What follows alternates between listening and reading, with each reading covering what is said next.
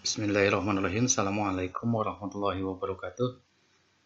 Anak-anakku sekalian, siswa kelas 10, sebelumnya saya ucapkan selamat bergabung di kelas virtual mata pelajaran ekonomi untuk kelas 10. Dan sekarang kalian sudah resmi menjadi siswa kelas 10 di SMA Negeri 1 Lebak Wangi. Nah, karena kondisi yang tidak memungkinkan, maka proses KBM kita, proses belajar kita itu menggunakan sistem dalam jaringan, sistem daring seperti ini. Jadi kita belum bisa tatap muka secara langsung di kelas. Untuk pertemuan pertama kita, kita tidak akan langsung ke materi. Sekarang kita akan perkenalan dulu. Perkenalannya yang pertama adalah perkenalan materi pelajarannya.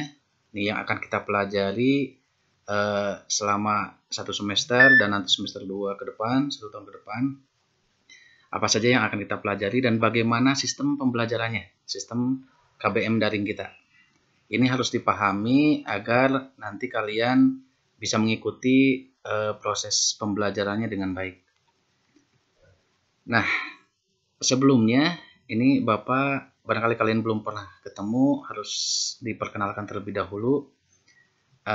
Bapak nama Gito Brahmana, ini ada biodatanya, alamat rumahnya pun ada nih di Sindang Agung. Ini nomor HP, silahkan disimpan. Jadi nanti kalau ada keperluan, kalau ada apa-apa silahkan menghubungi Bapak nanti lewat nomor HP ini di WhatsApp.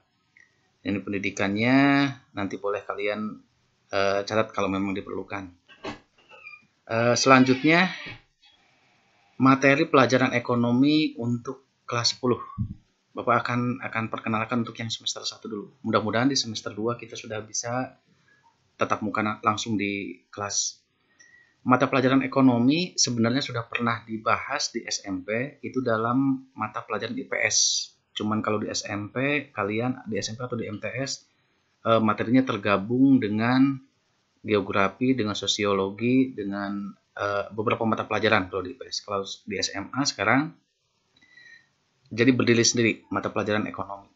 Nah, yang akan kita pelajari yang pertama adalah tentang konsep ilmu ekonominya.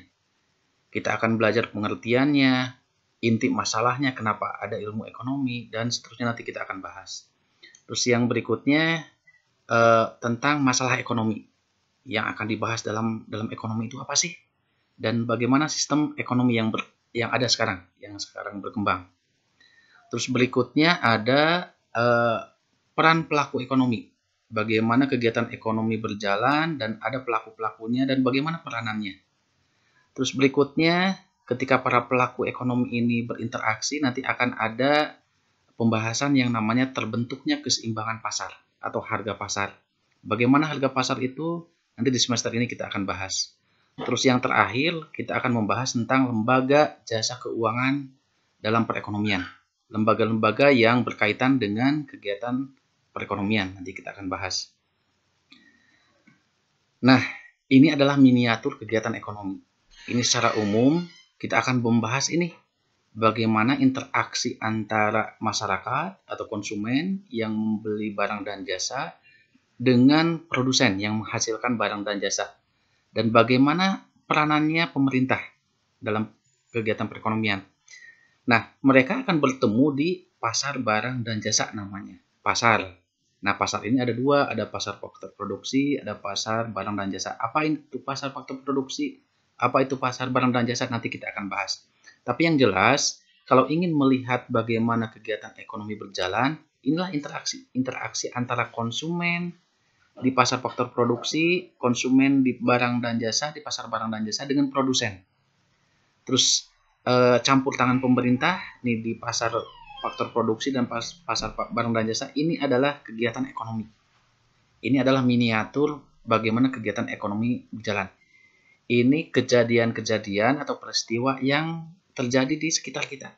Jadi kita sekarang belajar ekonomi itu mempelajari apa yang terjadi di lapangan, apa yang terjadi di sekitar kita.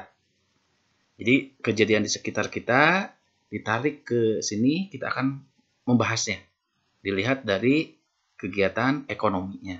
Itu miniaturnya. Jadi selama 3 tahun ke depan sebenarnya mata pelajaran ekonomi kita akan membahas ini sebenarnya.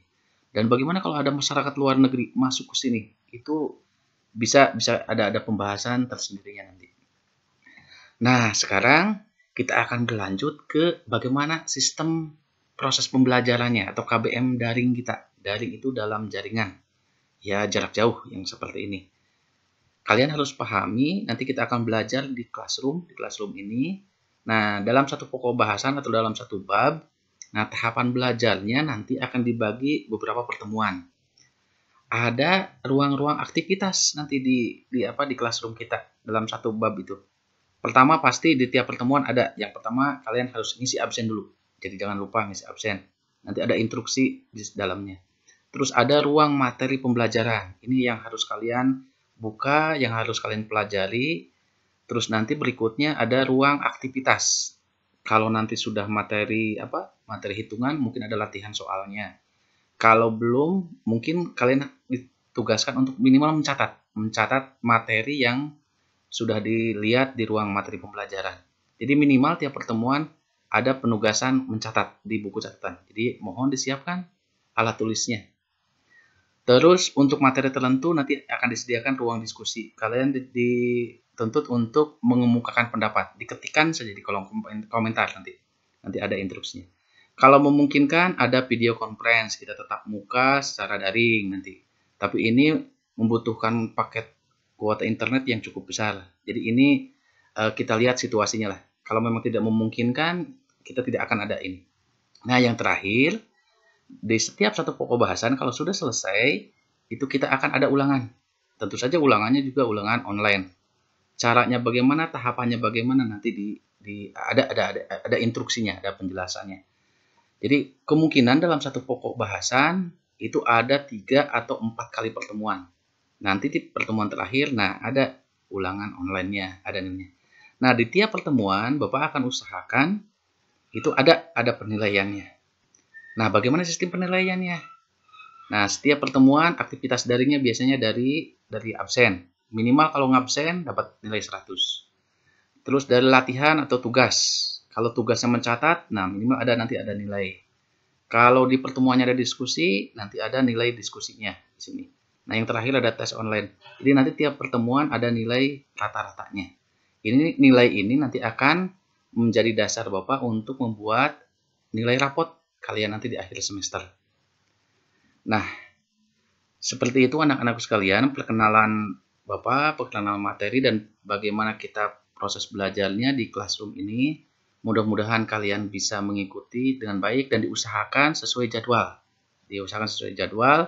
Dan biasanya Bapak akan memberikan toleransi sampai sore, sampai pukul 16. Diusahakan tiap pertemuan kalian diikuti sampai tuntas. Kalau memang ada penugasan, diharapkan bisa menyelesaikan tugas-tugasnya. Semoga kondisi ini cepat normal kembali. Kita bisa bertatap muka di kelas seperti biasa. Jadi kita usahakan kita tetap semangat dalam kondisi seperti ini. Kita harus bisa belajar mandiri di rumah masing-masing. Demikian perkenalannya. Nanti kalian berikutnya nanti harus memperkenalkan diri di ruang aktivitas berikutnya. Terima kasih. Assalamualaikum warahmatullahi wabarakatuh.